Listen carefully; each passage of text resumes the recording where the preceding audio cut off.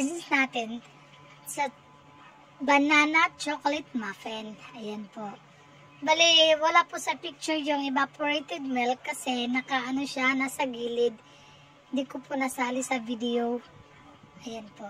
First step po natin is, i-mash po muna natin yung 6 pieces na banana. Mas maganda kung may ano ka, yung pang-masher. Ako kasi yung gamit ko is ano lang, tinidor lang. Hindi pa kasi ako nakabili. Ayan. Mash natin ng dandahan. Okay. Mas maganda sana kung yung ano na yung ginamit natin, overripe na banana. Kasi mas ano yun, mas mabango. Ayan. Mash natin ng kaunti.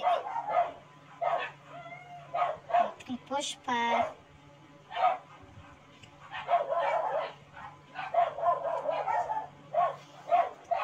Ang ingay naman ng aso sa kapitbahay.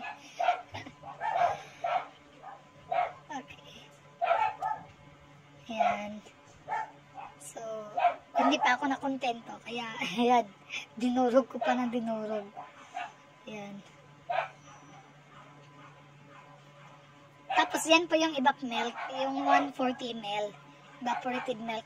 Kahit anong brand. Ayan. Hinalo ko po dyan is all, liquid ingredients or wet ingredients. Tapos, yan po yung butter. Yan. Kada lagay, halo. Tapos yung vanilla. 1 tablespoon lang po yung vanilla natin. Pandagdag amoy. And then, yung sugar. Ayan. Bali, sa lahat ng mga wet ingredients, yung sugar yung nasali. Para matunaw siya bago natin ilagay yung mga dry ingredients. Tunawin natin mabuti yung yung sugar. Tapos, set aside muna natin. Ayan. Ito yung mga dry ingredients. Yung flour, i-sift muna natin siya o salain. Ayan. Tsaka yung mga bukol-bukol na flour, natin yan, durugin. Sayang kasi kasama na sa measurement. Ayan, durugin ng durugin.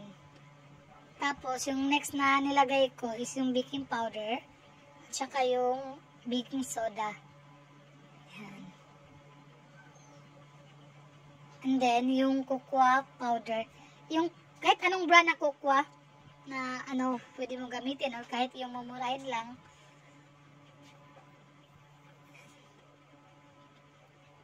Tapos, yung salt.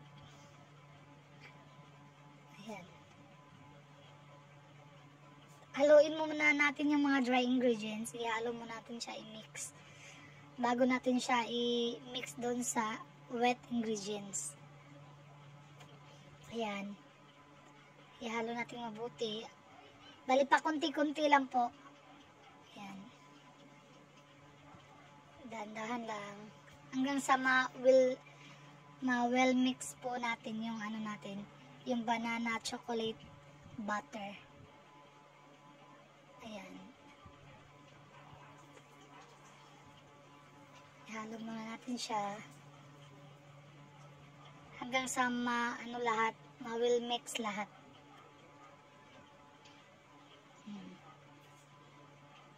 Actually, madali lang itong gamitin. I mean, madali lang gawin. Kahit first timer ka lang, magagawa mo ito. Kahit walang oven. Ako gamit ko steamer lang eh. Tapos, i-set aside natin. Rest natin for 15 minutes.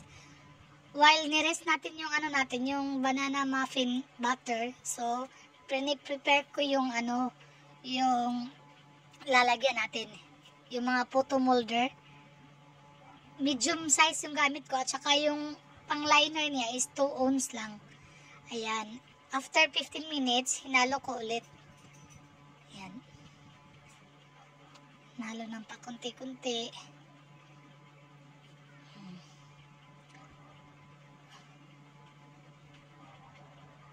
Tapos,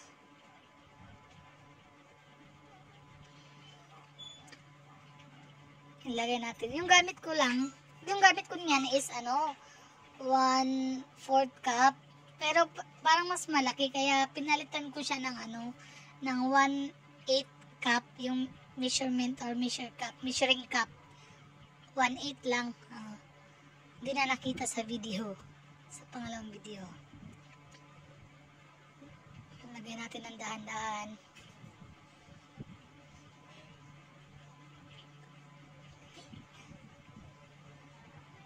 Ayan. Ito na. Ito na yung, tapos nilagyan ko siya ng choco chips toppings. Ayan po. Lagyan natin ng dahan-dahan. Ayan, dahan-dahan lang po.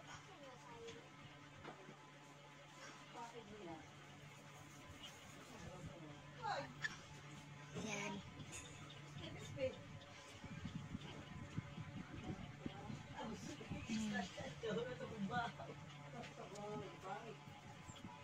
Choco chips, ayan na.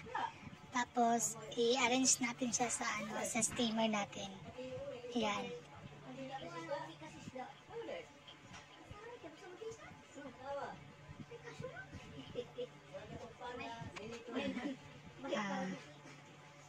Ayan. Tapos, bago natin siya ilagay, isa lang. Kailangan kumukulong mabuti yung tubig. Dapat kumukulong mabuti bago natin siya isalang o ilagay. Ayan. Lagay natin tapos takpan. Dapat yung cover niya may cloth para yung tubig na-absorb sa tela o sa cloth. Tapos yung apoy po is iset natin sa low medium heat. Low medium heat. Lutuin po natin siya ng mga 15 minutes to 18 minutes. Ayan. Charan! After 15 minutes. Ayan. So, gamitan natin ng toothpick. Tusokin natin ang toothpick. Kung malinis na, paglabas niya malinis or hindi na basa, ibig sabihin, luto na yung natin, yung banana chocolate muffin. Ayan, luto na po.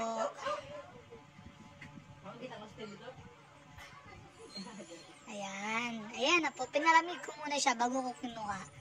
Ayan na po yung natin. Chocolate banana muffin. Ayan na po. Kahit wala tayong oven ay ayos lang.